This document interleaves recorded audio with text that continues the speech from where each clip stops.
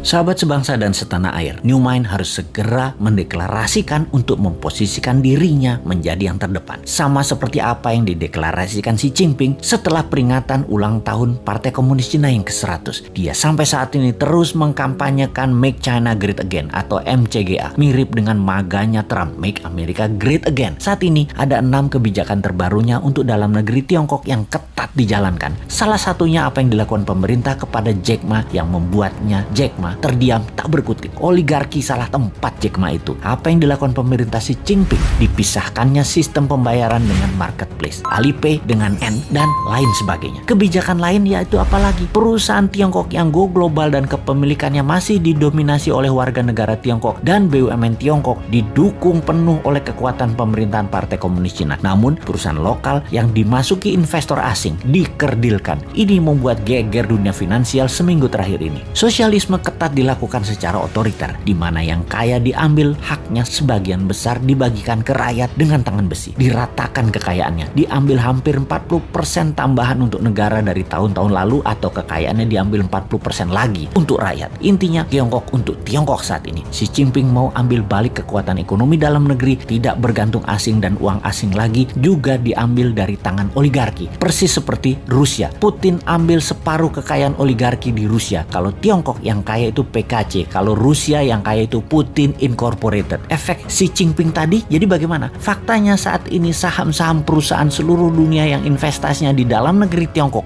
merah semua warnanya dalam seminggu ini. Dunia keuangan seluruh dunia panik. Aksi Xi Jinping ini cukup mengagetkan dunia, karena kalau Tiongkok mau, ternyata Wall Street jangan-jangan bisa kolaps. Hal ini udah ada di benak banyak pengamat. Mereka pengagum Amerika saja yang taat buta tidak melihat bahwa Tiongkok sekarang sudah banyak keunggulannya terhadap Amerika, termasuk sektor keuangan. Karena apa? Karena negaranya otoritarian yang dapat pemimpin yang bagus. Kita sebentar belok diskusinya tentang otoritarian dan demokrasi. Kalau kita dagang ada yang namanya upside dan downside. Dalam bernegara juga ada yang namanya upside dan downside. Di negara otoritarian, kalau dapat pemimpin yang jahat, egois, bengis, maka downside-nya banyak banget kepada bangsa dan negaranya. Kalau dapat pemimpin yang bagus, pro rakyat seperti Xi Jinping, Erdogan, Putin, Lee Kuan Yew, maka upside-nya untuk bangsa dan negaranya banyak. Di negara demokrasi, kalau dapat pemimpin jelek, downside-nya jelek walau tidak sejelek pemimpin otoritarian buruk. Kalau dapat pemimpin bagus di demokrasi, upside-nya tidak terlalu banyak juga. Nggak heran banyak negara walaupun demokrasi namun gaya pemimpinannya pengen otoritarian, berkuasa penuh. Seperti di negara tetangga, kalau aja para pemimpinnya bagus, sudah jadi negara superpower tuh dalam 20 tahun. Tapi faktanya memble, walaupun sudah otoritarian. Jadi apa dong jenis penguasanya? Ya udah tahu sendiri kan ya. Kembali ke Make China Great Again yang mengutamakan kepentingan dalam negeri dan mengutamakan keuntungan Tiongkok di luar negeri menjadi mesin perang baru, persis seperti maganya Trump. Ayo New Mind segera mendeklarasikan MIGA, Make Indonesia